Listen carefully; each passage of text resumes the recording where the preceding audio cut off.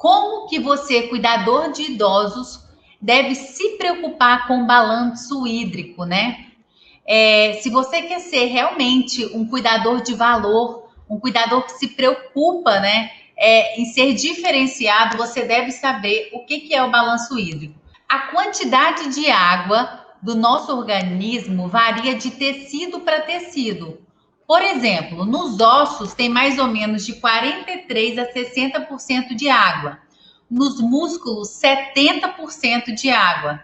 No sangue, 83% de água. No tecido adiposo, que é o tecido de gordura, é menor que 15%. Então, a gordura tem mais o que? Gordura mesmo. E o cérebro, 75% mais ou menos. Ou seja, se você parar para pensar, o nosso corpo precisa de muita água para poder sobreviver. Quem precisa de menos água é quem? A bendita da gordura, que a gente nem quer ter ela, não é mesmo? E a água, ela é o principal constituinte do organismo e essencial para várias funções. Entre elas, o transporte. Transporte de quê? Transporte de nutrientes para a célula e para tirar substâncias tóxicas do nosso corpo e mandar embora, por exemplo, pela urina, né? A água é responsável pela excreção dos produtos resultantes do metabolismo. Então, através dos rins, ele libera a substância para poder ser excretada. Então, o que é a excreção? O que está ali de lixo, que a gente não vai estar usando para nada de interessante, isso vai embora pela urina, ok? Então, a urina é suja? É. Tem lá um monte de coisa que o nosso organismo não quis. Igualzinho às fezes, né? Tem a função também de solvente. O que é solvente? É o que ajuda a dissolver as coisas. Então, por exemplo, se eu coloco o Nescau num copo, eu pego o Nescau e coloco no copo. O que vai acontecer com o Nescau? Vai dissolver aquele Nescau, ok? E no nosso organismo tem um monte de coisa que precisa da água para fazer essa dissolução, para dissolver alguma coisa, tá bom? Nas reações. A água também é que regula a temperatura corporal. E aí, como que funciona isso? Para e pensa. Quem mora no Nordeste é quente. Essas pessoas, elas transpiram mais ou menos do que quem mora no Sul, que é frio? Fala aí para mim. Um monte de não, gente. Muita gente falando que não, algumas pessoas dizendo sim. Normalmente, o que acontece? Não é à toa que no Nordeste tem praia, né? Região quente. Se tá muito quente, a gente vai transpirar mais. Se tá mais frio, você vai transpirar menos. Se eu transpiro mais, o que o meu corpo está fazendo? Ele está dizendo que está muito quente o lugar que eu estou, a temperatura do ambiente está muito quente, está esquentando o meu corpo. E aí o meu corpo transpira como um ato de resfriar meu corpo. Olha como que o corpo, né, é inteligente. Então, quando o corpo está quente, a gente transpira para diminuir aquele excesso de calor que está lá dentro da gente. Olha como é que é interessante. E aí a gotícula de suor que fica na nossa pele refresca a gente, não deixa a gente subir a temperatura demais, ok? Passar até mal, se a pessoa não tiver esse controle, ok? E se a pessoa está sentindo muito calor, está eliminando muito líquido pelos poros, automaticamente ela vai fazer menos xixi, porque ela transpira muito. A pessoa que mora no frio, ela quase não transpira. Tem gente que nem transpira. E aí ela faz mais xixi. Repara para vocês verem. No inverno, de uma forma geral, a gente faz mais xixi. Ou então, se você estiver num lugar que o ar-condicionado está congelando, você tem mais vontade de fazer xixi. Eu já contei para vocês que eu sou mijona. A Amora tá ali, ó. Eu já contei para vocês que eu sou mijona, né? Faço xixi toda hora, bebo bastante água também. Se eu estiver sentindo frio, filhinho, se eu tiver com vontade no banheiro, eu tenho que ir, não tem jeito. Então, o que acontece? Eu tô com frio, eu tô eliminando menos água, né? E aí, o que acontece? eu tenho que eliminar a água de alguma forma, então vai através da urina, ok? Moro no Rio, é super quente, já morei aí, é muito quente mesmo. Então, você vai transpirar mais e vai tender a fazer menos xixi, ok? Vai tender, porque eu morava no Rio e era mijona do mesmo jeito, tá? Outra função da água é na participação das reações enzimáticas. Por exemplo, lá na hora da digestão dos alimentos, a água tem que estar presente. E o que é esse bendito balanço hídrico? Repararam? A primeira foto era uma balança. Essa balança, ela está mostrando o que pra gente? Literalmente um balanço entre águas no nosso corpo. O balanço da água que entra e o balanço da água que sai. Então, a gente vai falar agora para vocês entenderem. Essa balança aqui, ela está querendo demonstrar exatamente isso que eu estou falando para vocês. O balanço da água que entra, do balanço da água que sai, ok? A ingestão de líquido é muito importante para a saúde, principalmente, né, quando a gente se preocupa com o quê? A minha saúde como um todo. Tem gente que só bebe água quando está com sede, mas não deveria beber água o tempo inteiro, porque a gente já viu que a água é importante no nosso corpo como um todo, né? E aí o que acontece? Tem gente que só bebe água quando faz exercício, quando caminha, quando anda, sendo que deveria beber água o tempo inteiro. Por quê? A gente também está perdendo água o tempo inteiro, seja na respiração, seja na transpiração, seja na urina. A gente está perdendo água no suor, na respiração. Ou seja, a gente tem que estar preocupado o tempo inteiro em tentar repor essa água que a gente está perdendo, ok? Em condições normais, a ingestão de líquido deve compensar a perda, né, que o corpo tem fazendo o equilíbrio hídrico. O que é esse desequilíbrio, esse equilíbrio hídrico, então? É você ter um tanto de água e sair o mesmo tanto, ou algo bem parecido, ok? Nem ficar com água demais no corpo, nem ficar com água de menos no corpo. Se você ficar com água demais, você vai estar retendo líquido, não é bom. E se você ficar com água de menos, você vai estar desidratando, ok? E aí é importante falar que esse balanço hídrico, ele vai ser realizado a cada 24 horas. Então, você vai realizar a cada 24 horas. E aí, falar para vocês que o balanço hídrico é uma técnica realizada nos hospitais, principalmente no CTI, tá? Eu vou mostrar para vocês o que é realmente o balanço hídrico. Só que você, como cuidador de idosos, que já sabe que o idoso vai ter uma dificuldade maior para poder fazer esse equilíbrio sozinho, você pode ajudar no seu cotidiano para que esse equilíbrio se permaneça. E aí você vai ficar comigo para você aprender como que você vai fazer isso no seu cotidiano, ok? Então, o equilíbrio hídrico é um procedimento do cuidador de idosos? Não, é um procedimento da enfermagem, que é feito lá no CTI de uma forma geral. Só que você pode fazer o equilíbrio hídrico do cuidador para você ter um controle maior dessa entrada e saída de água. Vocês percebem a importância dessa água no dia a dia das pessoas? Tem muita água no músculo, a gente precisa do músculo para se movimentar, para andar.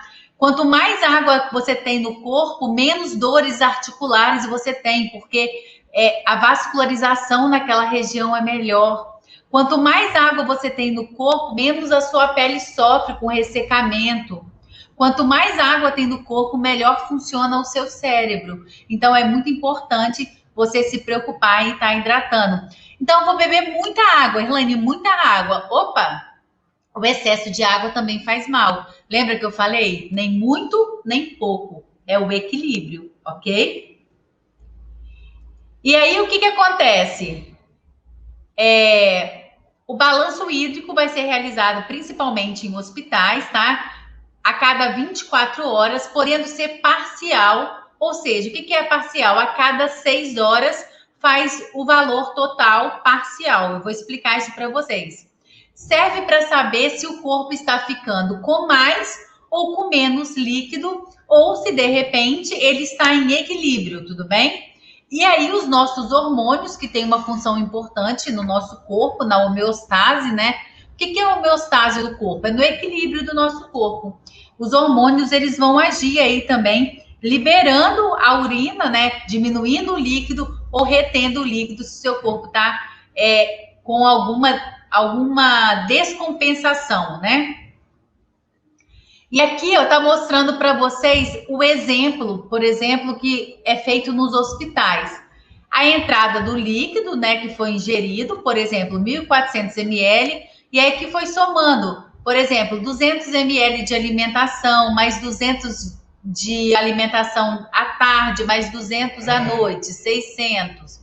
Aí, mais a medicação que tomou, mais uma medicação venosa que foi tomada, soma tudo o que a pessoa utilizou, né, administrou de líquido.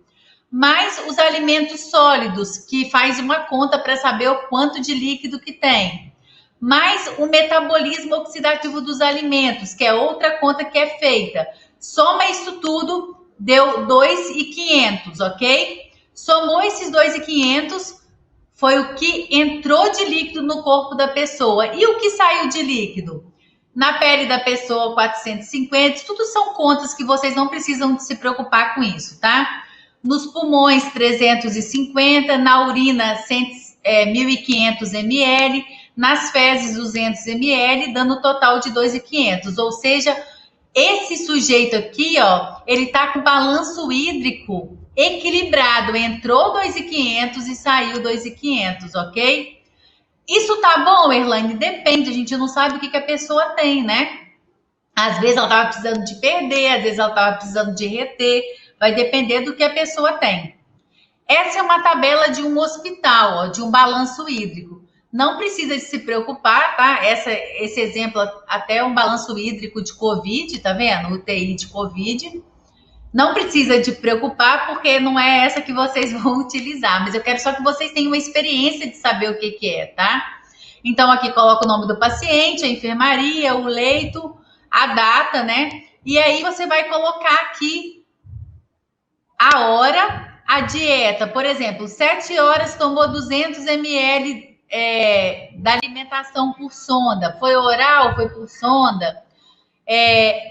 8 horas... ele fez a utilização do medicamento tal, 10 horas, enfim. E aí você vai colocar do lado de cá, ó, são os líquidos administrados, ok? Do lado de cá são o que foram tirados do corpo, o que saiu do corpo do paciente. Por exemplo, urina, vômito, evacuação com diarreia, né? Ostomia, drenos, você vai somar isso aqui. Então, soma o que entrou, soma o que saiu e vê o resultado parcial. Depois, à tarde, faz tudo de novo. À noite, o tempo é maior, não vai ser de 6 em 6 horas, até porque o sujeito vai tender a dormir aqui, né? Então, o metabolismo dele vai estar mais paradinho, então faz num tempo maior, ok? E do outro dia de manhã, faz a parcial, né? Das 19 horas até as 6 e faz a total. Nessa total vai ver o quê? Quanto de líquido que entrou e quanto de líquido que saiu, ok? Vocês estão entendendo, gente? Estão entendendo direitinho?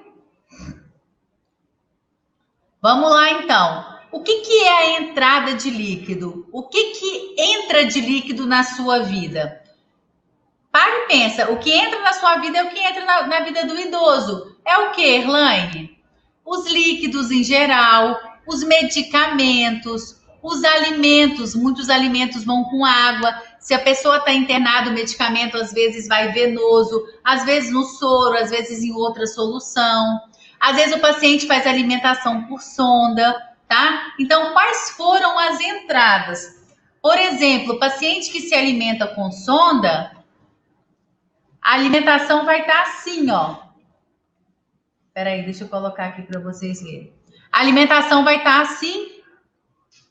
Dá para vocês enxergarem, ó. tem a medida, ó. Então, você vai saber direitinho quanto que entrou de alimentação para aquele paciente. Vai vir um caninho aqui, né, que vai lá no narizinho, por exemplo, do paciente. E aí você vai saber, por exemplo, a medida dessa garrafinha é de 300 ml. Então, por exemplo, o paciente fez alimentação agora com 300 ml, com 200. Quem vai falar isso? O médico, tá? Ele que vai determinar quanto que é. Então, isso aqui ainda te ajuda porque tem a marcação de quanto que o paciente administrou, ok? E aí, se entrou, tem que sair. E na saída dos líquidos, como que funciona? Existem os líquidos que são mensuráveis, por exemplo, urina, né? Você consegue ver quanto de urina que saiu.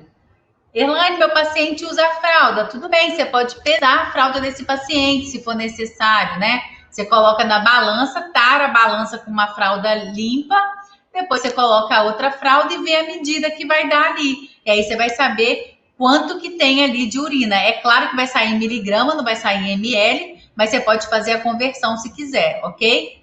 As fezes, se for fezes principalmente com diarreia, porque está muito líquida, né?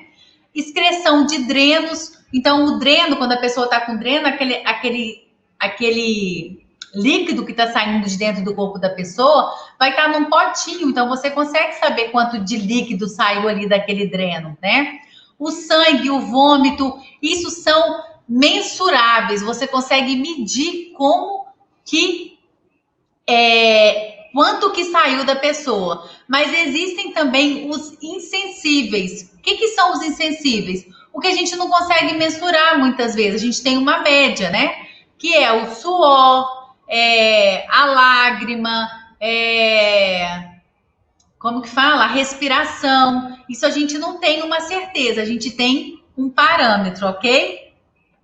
E aí, ó, quando a gente vai fazer as medidas, se o paciente está internado, por exemplo, isso aqui que a Amora queria pegar, ó. Se o paciente está internado e usa a bolsa de colostomia, para quem não conhece a bolsa, ó, essa é a bolsa de colostomia, tá? Então, o paciente, o estômago dele, o intestino dele é aberto na barriga, então faz um corte e abre assim, ó, o intestino para fora da barriga. Então, fica assim, ó. E sai as fezes ali naquela aberturinha. Fica literalmente assim, uma boquinha assim, ó. Eita. Você vê a pele da pessoa ali, o intestino dela. Então, eles abrem aquilo, deixam o intestino para fora. Por que acontece isso, Erlane? De repente, por algum tipo de câncer, alguma cirurgia no intestino que não pode passar as fezes em determinado local do intestino. Então, faz aquela abertura ali e o intestino passa a ser na barriga. Então, as fezes vão sair ali. Aqui, ó, tem as medidas que normalmente o médico ou o enfermeiro vai falar onde você vai cortar isso. E aí, você vai enfiar aquela boquinha que eu falei com vocês, entendeu? Vocês entenderam? A boquinha é só para vocês entenderem, para ficar mais didático. Tem a boquinha aqui na barriga, vai cortar isso aqui do tamanho certo e vai encaixar naquela boquinha. Então, isso vai ficar aqui dentro, né? E aí, as fezes vai ser depositada aqui. Essa bolsinha aqui, ó, fecha aqui. Peraí, deixa eu virar. Aqui, ó. Essa bolsinha aqui fecha essa boquinha, tá? E aí, ela fica fechada. A hora que quer, você abre e joga fora essas fezes que estão aqui. Essa bolsinha costuma durar, às vezes, até uma semana, tá? Tem um cheiro muito forte a hora que vai fazer a retirada das fezes, tá? Meu pai usou essa bolsa. E aí aqui tem a medida da bolsa, cada uma tem uma medida, tá? Mas você consegue saber quanto de fezes saiu ali também, se for necessário, ok? Ou se o paciente estiver usando A bolsa coletora de urina, olha que bacana, ó.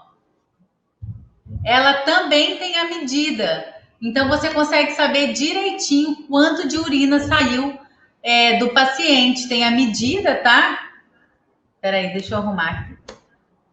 Ó, quando você for tirar a urina do paciente, você vai tirar por aqui. Então, você vai abrir o caninho, vai sair essa urina, tá? Você pode clampar aqui em cima, ó. Quando você clampa, não sai mais nada. Então, quando... Amora, veio correndo. Quando você quer abrir, você vira para lá, abre, e aí o xixi vai sair aqui, ok? Eu posso jogar água lá dentro para lavar, Elaine? Não. Esse procedimento não pode ser feito, tá? A hora que a bolsinha estiver ruim, né? Estiver bem suja, faz a troca da bolsinha, tá? E o médico vai determinar o tempo. Essa bolsinha, ela pode ficar no chão com o paciente sentado? Não pode, tá? Essa bolsinha, ela tem duas alcinhas aqui, ó, justamente para você pendurar em alguma coisa. Eu ainda falo para a pessoa para colocar uma sacola transparente para poder preservar mais ela, tá? Então, essa bolsinha fica aqui. E quando você vai manipular o paciente,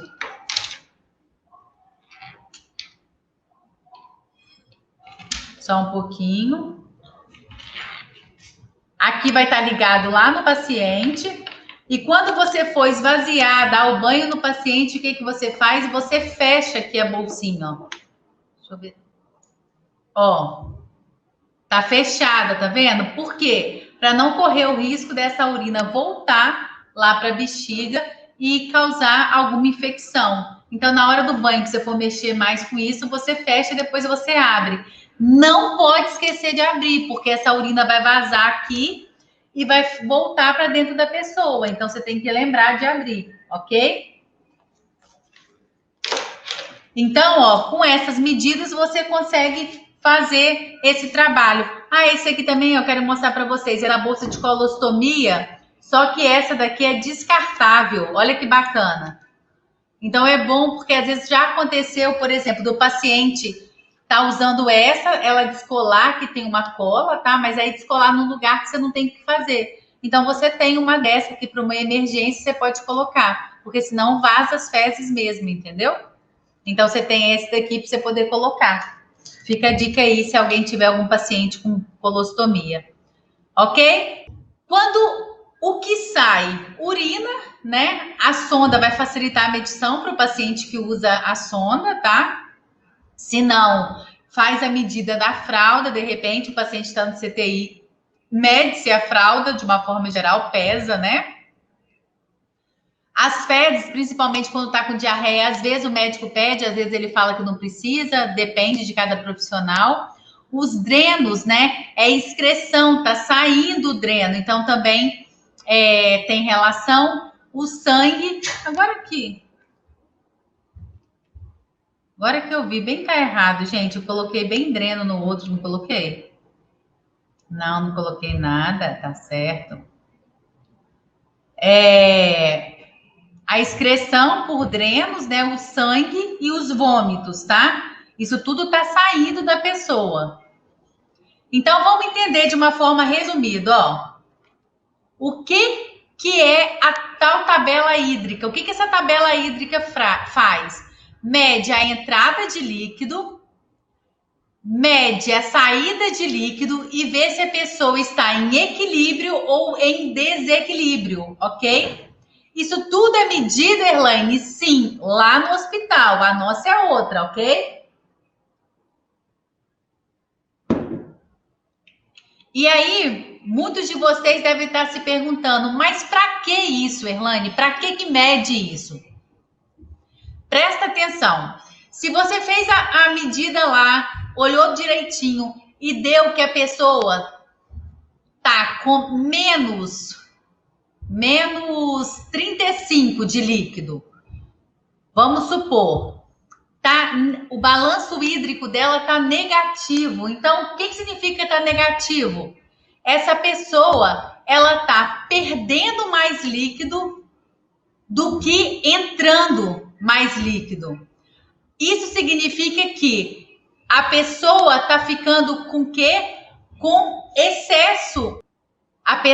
Se a pessoa tiver com edema, anasarca que chama, se a pessoa tiver com edema agudo de pulmão, a pessoa vai estar inchada, vai estar com muito edema. Então, o que tem que ser feito? Tem que retirar o líquido dessa pessoa.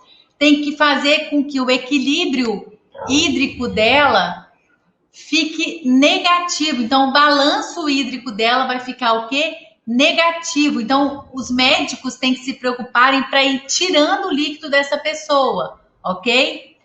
E se, de repente, a pessoa estiver desidratada, ela está o quê? Com pouco líquido. Então, tem que fazer com que aumente esse líquido, que o balanço hídrico dela aumente, ok? E existe o neutro também, que o que está entrando, está saindo e está neutro, ok? E aí, qual que é melhor? Não tem melhor, vai depender do que a pessoa tem. Por exemplo, se a pessoa tiver com edema no corpo inteiro, não adianta ela estar neutra, porque ela tem que tirar aquele excesso de líquido. Já viram pessoas que ficaram internadas e ficaram muito inchadas, às vezes por causa do soro, por causa da medicação? Depois essa pessoa tem que jogar fora esse líquido, né? O médico às vezes passa um diurético. Por quê? Porque se a pessoa ficar neutra, ela vai continuar com aquele tanto de edema. Não adianta a pessoa, de repente, estar com desidratação. A Mora quer porque quer pegar o negócio. Não adianta a pessoa, de repente, estar com desidratação e depois ficar neutra, porque ela está com pouca água no corpo, o corpo dela está pedindo água. Ou seja, qual é a melhor situação dessa, gente? Não tem melhor situação. Vai depender do que o paciente tem, do que ele está sentindo, ok? Então, vai depender de cada situação, tudo bem?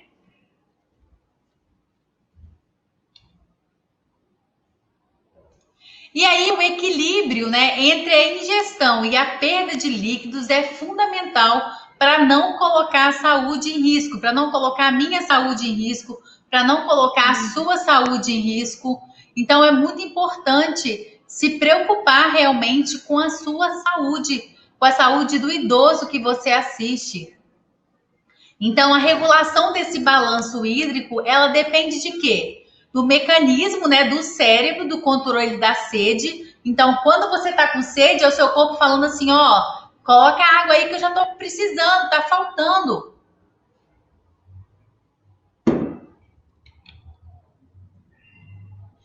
Todas as vezes que seu paciente falar assim, me dá água que eu tô com sede, você deve pensar assim, caramba, pequei, errei.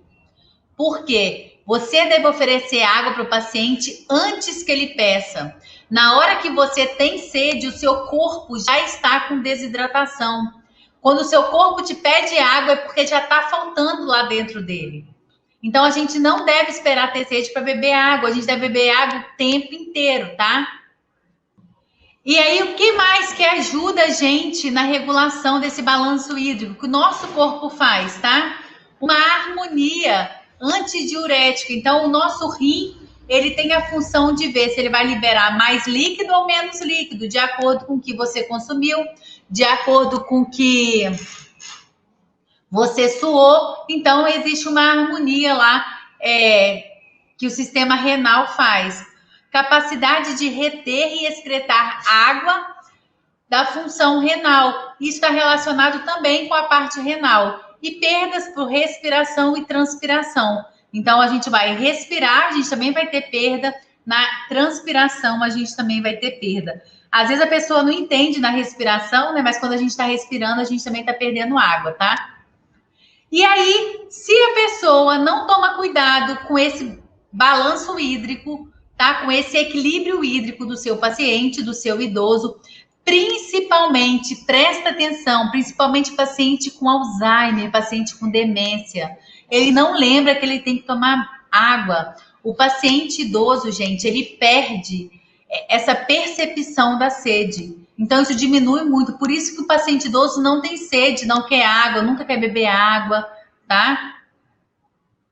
Então, a gente tem que se preocupar realmente em estar oferecendo a água sempre. A desidratação o que seria desidratação? É a falta de água, quando você, cuidador, não teve o cuidado de ficar dando água para esse paciente toda hora, tá? A desidratação, ela resulta da eliminação de água e de sais minerais do organismo. E acontece quando esse balanço hídrico é negativo. Por que é negativo? Porque o que está entrando de água é menor do que está saindo. Então, a conta vai dar negativa. E isso significa o quê? Que essa pessoa está perdendo água. Isso significa que essa pessoa vai ter comprometimento para a saúde dela. E olha que interessante isso, tá? Quais são os sintomas de desidratação? As pessoas às vezes acham que quando o sujeito está desidratado, ah, não, ele teve diarreia que ele está desidratado. Não, existem outros sintomas, como cansaço mental, cansaço corporal, sensação de aumento de temperatura, a pessoa se sente quente, tontura, vertigem, desmaio, dores de cabeça, náuseas e vômitos, alterações visuais e auditivas, às vezes desorientação. Pode acontecer do paciente estar tão desidratado, que ele começa a não falar coisa com coisa, ele está olhando para você, mas você vê que aquele olhar está vago, que ele não está te vendo realmente. Então, a gente tem que tomar cuidado com isso. E quando a desidratação pode até ser leve, tá? Teve uma desidratação leve e depois a pessoa melhorou, pode ter certeza que aquela desidratação afetou tanto o sistema cardíaco, o sistema renal, respiratório e digestivo. E isso pode trazer consequências a longo prazo. Por isso que é tão importante a gente se preocupar em dar água. Quando o paciente falar, eu estou com sede, o desejo da sede já é a desidratação. A pessoa já... Então, assim, quando a pessoa te falar que está com sede, quando você estiver com sede, o seu corpo já está pedindo água porque está faltando para ele. Então, essa desidratação pode estar entre 1% e 2%. Por causa disso, a gente deve ingerir líquidos sem vontade de beber água. Então, ó, toda hora esteja você com a sua garrafinha e beba a sua água, né? Eu sempre coloco uma garrafa de 2 litros e eu vou bebendo ali até acabar com ela. Eu tenho que beber 2 litros. Depois, o que eu beber durante o dia é lucro, né? Mas 2 litros eu vou beber todos os dias. E a gente deve fazer isso, tá? E os idosos, eles são particularmente sensíveis à desidratação. O mecanismo fisiológico do idoso já está lento, né? Então, ele pode não ter a sensação da sede. Ou seja, muitos idosos perdem essa sensação da sede, gente. Por isso que ele não te pede água, ele nem quer água, ele nem lembra da água. Se o paciente tiver alguma demência, então, aí que ele não lembra mesmo. Então, você tem que estar ali. Quando eu vou atender meu paciente, de uma forma geral, eu chego, dou água para ele no início. Aqui, trouxe um pouquinho de água para a senhora. Aí, às vezes, o paciente tem demência, ele olha para a água, vai lá e bebe, entendeu? Ou então fala, não quero não. Eu falo, bebe só um golinho. E aí ela foi lá e bebeu um golinho. Tá ótimo. Foi um golinho que ela não teria tomado. Então, ó, pega uma garrafa de água, separa para o seu paciente, para você saber quanto que ele bebeu por dia. Você está fazendo o controle hídrico da água dele. Então, pega uma garrafa de 1,5 litro, de 2. Então, aquela garrafa ali é do seu fulano, é da dona fulana. E toda hora você vai dar um copinho, dar um pouquinho, para você para ter o controle do tanto que ele está bebendo, ok? E quais são as recomendações de hidratação? Beber cerca de 1,5 litro a 2 litros de água por dia. Então, você que está aqui, que não bebe, começa a se preocupar com isso, começa a tentar beber 2 litros de água por dia, coloca isso como meta para a sua saúde, né? Quebra a ponte. Quebra não. Eita, como é que eu falei? Queima a ponte, né? Por que queima a ponte? Porque isso é uma ponte que te leva para quê? Para falta de saúde, para doença. Então, começa a beber água, né? Beba aquela quantidade que você vai perceber que durante o dia você não vai ter sede. Beba antes de ter a sede. Por quê? Porque você vai se hidratando. E depois você vai reparar que o seu corpo também vai te pedir a água, né? Esteja atento aos sinais associados de desidratação. Urina, o cheiro da urina, a cor da urina. Se a pessoa estiver muito cansada, com dor, se ela estiver desorientando, tem que ter cuidado com isso. Aumentar a ingestão de líquidos, principalmente após atividades físicas, em dias muito quentes, quando estiver em um lugar que a altitude for muito elevada, por exemplo, Teresópolis, Petrópolis. Se a pessoa tiver com febre, porque o organismo dela já está quente, tem que oferecer mais água.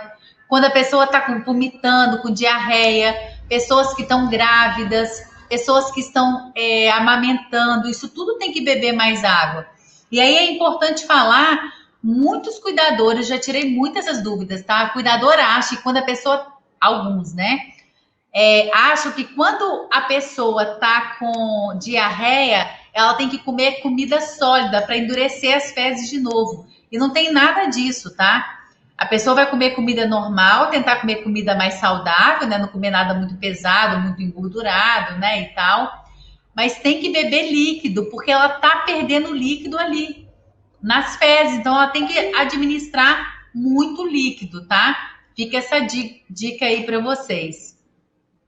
E existe uma avaliação para você considerar a urina, né? O que é isso? Quando o paciente tem algum problema que está faltando líquido no corpo dele, essa urina tende a ficar mais escura.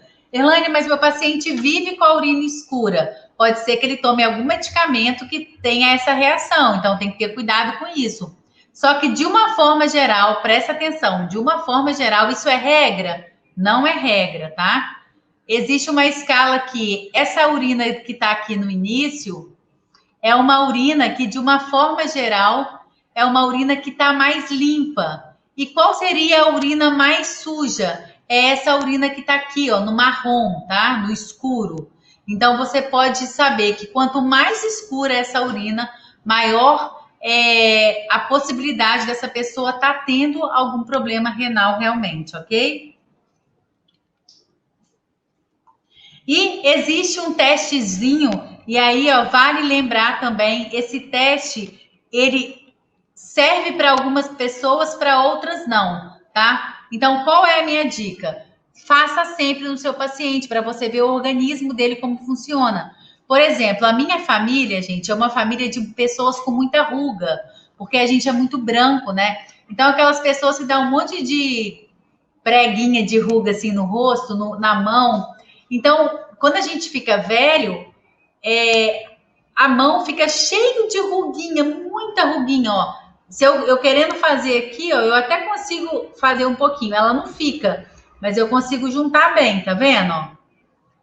Mostra que eu não estou desidratada. Quando você tá desidratado, você faz a ruguinha e ela para.